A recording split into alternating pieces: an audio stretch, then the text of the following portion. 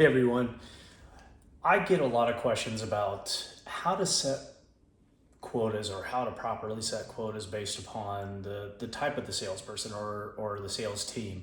And I think that everybody's looking for just this carte blanche rule of, hey, let's just set this. If you got $1 million quota for a team of 4, everybody gets $250,000 as their quota, just to use some numbers. And it's actually entirely wrong. Everything is driven off of what your goals are as a company instead of what the team should be doing. And let me explain that, right?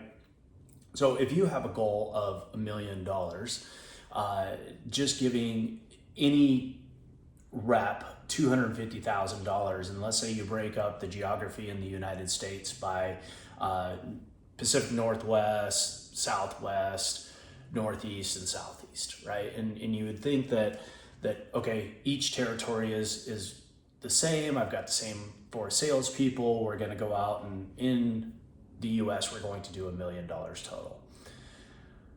Without looking at specific data, now there's a couple of different data sets that we need to look at here. One, geographies are not all the same. Depending on the product that you're selling or the service or whatever you're selling, it's not all the same. You need to look at what that serviceable market is for that geography. 2 is you need to look at your salespeople. The salespeople are not the same. You can't treat them the same. You're going to have Price's law taken into effect, or Price's square root theory is what it's called, and basically is if you have 4 salespeople, 2 of those salespeople are going to do 50% of the revenue. Now, that is the same as it scales. So if you have, square root of 4 is 2, and if you have the square root of 100 equals 10, right? So this theory is that 10 salespeople are going to do 50% of your revenue, right? Which means that you have 90 people that are doing the rest of the 50%, which is not great if you have 100 salespeople that are producing basically 50% of the revenue, right? So your job is to look at each salesperson individually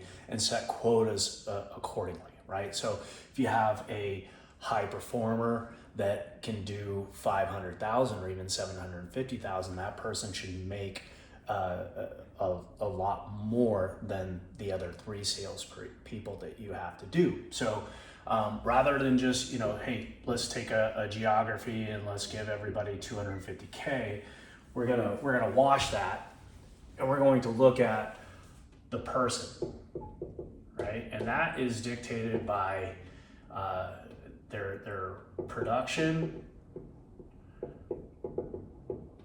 and production capacity, right? Just like as what we look into if we had a person making widgets, right? This person, let's say person A has the ability to make 10 widgets an hour. That's their production capacity, and their production, let's just say it was 8, they're gonna get a nominal fee. Now let's say that person B could do 100 widgets an hour, right? This person is 10 times more valuable than this person, provided that the same quality is there.